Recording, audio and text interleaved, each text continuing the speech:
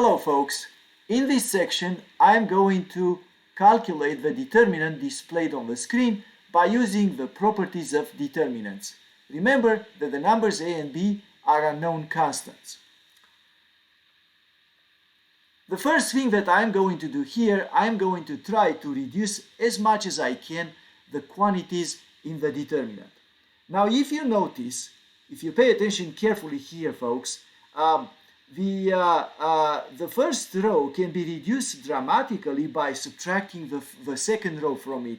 So you will see how if you change row 1 to row 1 minus row 2, you will get something really nice on row 1. Namely, a plus b minus b. So the numbers that I'm circling here, when you subtract them, you get simply a.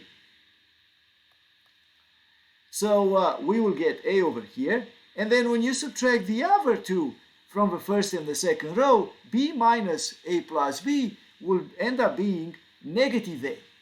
So you will get the numbers a and negative a as your first entries now.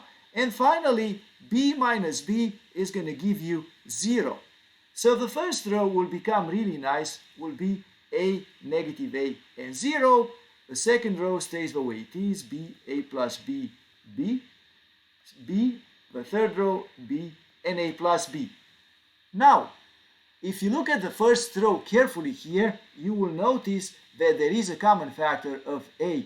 And that's going to make our life really easy because we can actually factor the a from there and we can say a times the determinant of 1, negative 1, 0, b, a plus b, and b.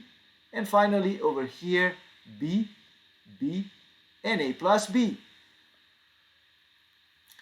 Now, we already saw how useful it is to subtract the rows because there's a reduction.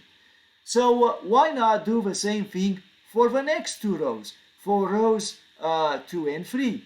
And since we can always switch them around, we can simply say here, so we can choose to, for example, change row 2 to row 2 minus row 3. And if that's the case, remember that we already have an a in front of the determinant times. The top row stays the way it is, 1, negative 1, and 0. And the second row becomes, and now we're going to do the subtraction carefully here, so b minus b, that's going to end up being 0. Like earlier, a plus b minus b is going to end up being a. And b minus a plus b is going to end up being negative a. The last row stays the way it is.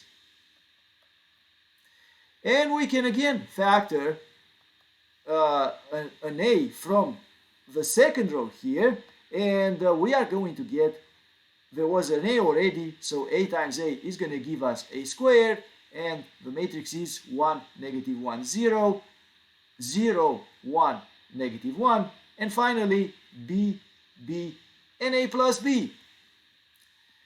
Fortunately, this matrix is not only nice because we have a 0 here which almost makes it an upper triangular matrix, but also we can reduce further because we can simply multiply by b the first row and subtract from the second row, from the last row, and that will reduce things nicely here to the point where we will be easily able to calculate the determinant. So what I'm going to do next, I'm going to say change row 3 to row 3 minus b times row 1. That's going to eliminate this b from here, folks. And we're going to get, we already had a squared there, so we're going to get the determinant 1, negative 1, 0, 0, 1, negative 1, and 0, b minus 1 minus negative 1 times b is going to be b plus b, and that's going to be 2b over here. And finally, a plus b minus 0 stays a plus b. We are almost done because at this point in time we can simply say, okay, so we are nearly there with a triangulation of a matrix. We just reduce the 2b from here and we are going to be set. So our next property here will be to reduce row 3 further. So change row 3 to row 3 minus 2b times row 2. And that's going to give us a square times. And we'll have 1, negative 1, 0, 0, 1, negative 1. And over here, 0, 0. And a plus b minus negative 1 times 2b is going to be a plus b plus 2b, and that's going to end up being a plus 3b over here. So after doing the algebra carefully, we ended up with this term, this entry here. We have these other entries, and the matrix is, as you can see, upper triangular, so the determinant is going to be a square times a plus 3b. This is the way they calculate the determinant, and they find the result that is stated in the exercise. That's where the problem ends.